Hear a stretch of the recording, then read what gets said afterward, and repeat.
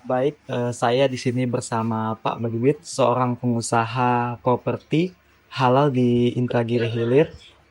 Terima kasih Bapak, telah meluangkan waktunya saya wawancarai sebagai narasumber. Jadi, kita mulai dari pertanyaan pertama.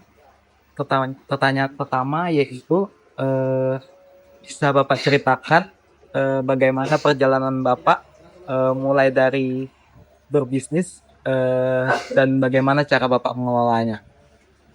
Baik, assalamualaikum warahmatullahi wabarakatuh. Saya memulai bisnis itu juga mengacu beberapa konsep ya.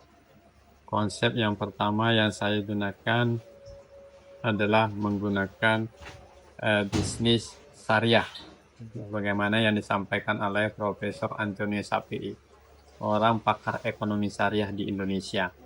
Dan ini sangat menginspirasi saya karena berbisnis itu bukan hanya uang yang kita cari, tetapi ada keberkahan di dalamnya.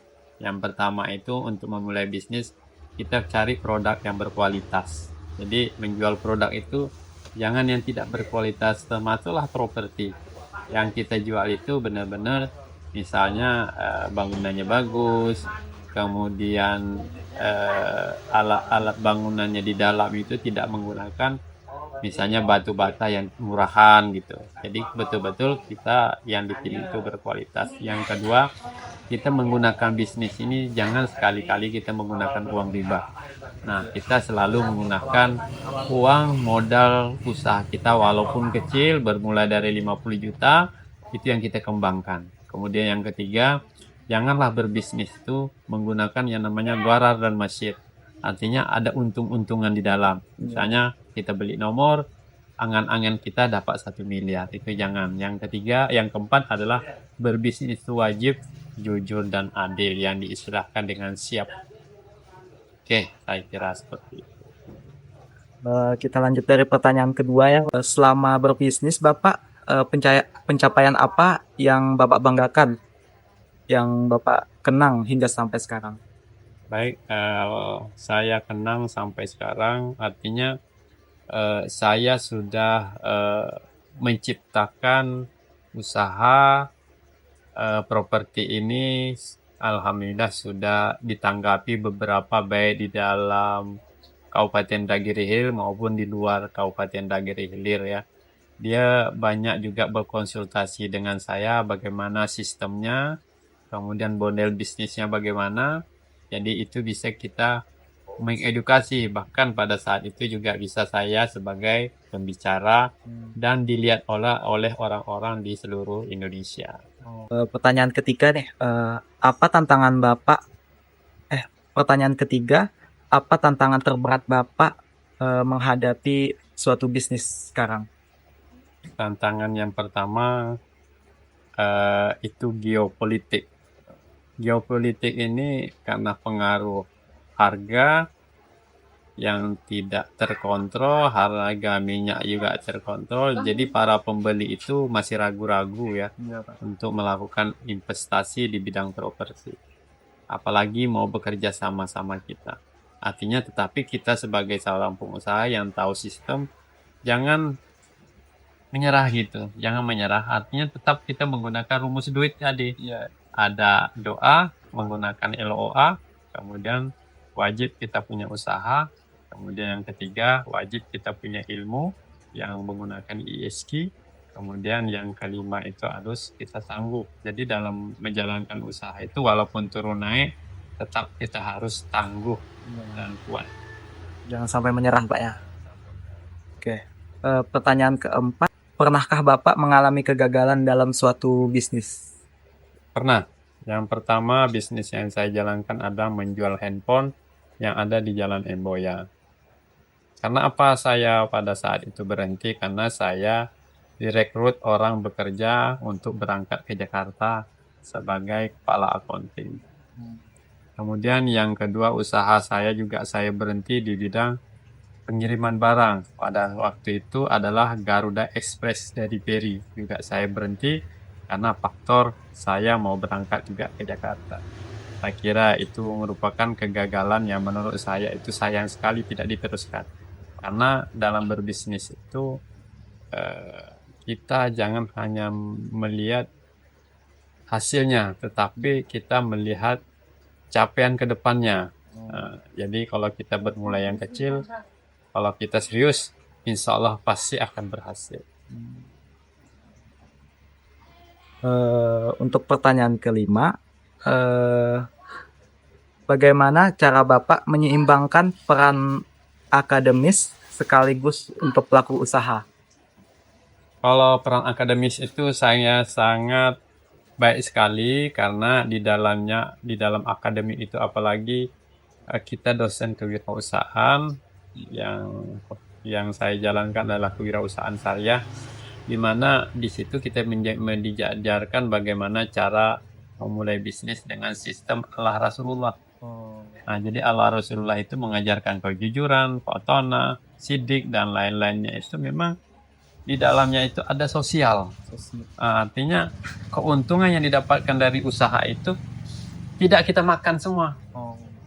Kita tidak kita makan semua. 2,5% itu wajib kita sedekahkan. Nah, saya mengambil referensi kewirausahaan saya syariah itu, saya mengacu seperti itu. Artinya kita hidup di dunia ini nanti tidak menyesal gitu. Ada yang kita tinggalkan tetapi juga berkah. Menurut saya.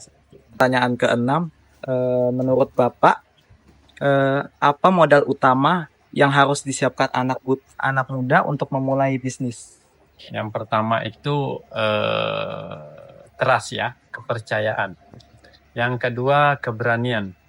Yang ketiga adalah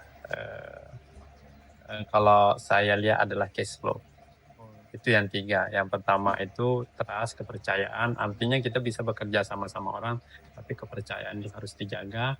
Yang kedua keberanian untuk memulai. Yang ketiga adalah kontrol keuangan. Itu yang harus kita jalankan di awal kita mau mengembangkan usaha, khususnya para anak-anak muda yang mau startup. Untuk memulai, Pak ya. Pertanyaan 7. Kesalahan yang paling umum yang sering dilakukan anak muda saat terjun apa, Pak?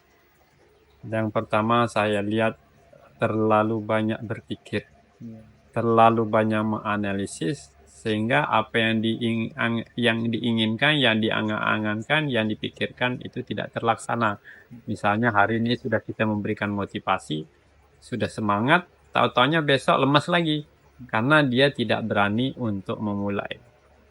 Menurut saya itulah pantangan yang dilakukan sering mahasiswa karena dia tidak berani memulai. Pikirannya pasti modal, pasti terkendala dengan uang. Padahal untuk memulai bisnis itu tidak perlu terlalu banyak uang. Cukup misalnya modal 100.000 sudah kita bisa startup lewat digital marketing.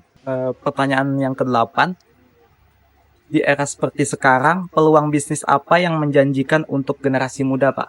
Yang pertama tentu kita digital marketing ya. Misalnya kita mengambil barang itu di marketplace. Ya, kemudian kita membuka toko di TikTok, di FB, di IG.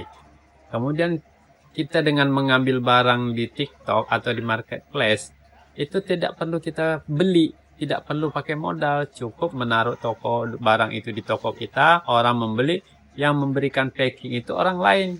Kita hanya mengambil fee dari keuntungan yang dibeli oleh si konsumen tersebut. Saya kira seperti itu, sangat mudah sekali.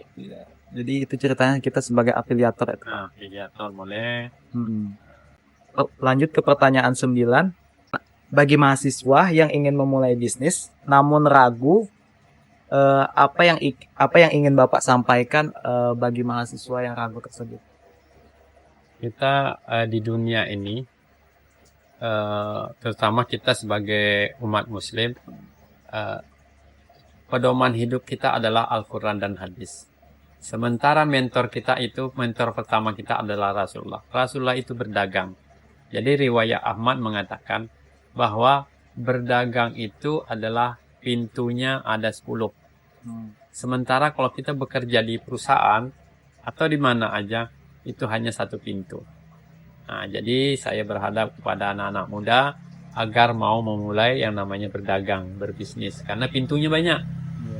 Misalnya kita jual token, jual produk unggulan, kemudian menjual produk-produk lain. Artinya pintu pertama, pintu kedua sudah kita isi. Jadi tinggal kita menunggu hasil. Gitu.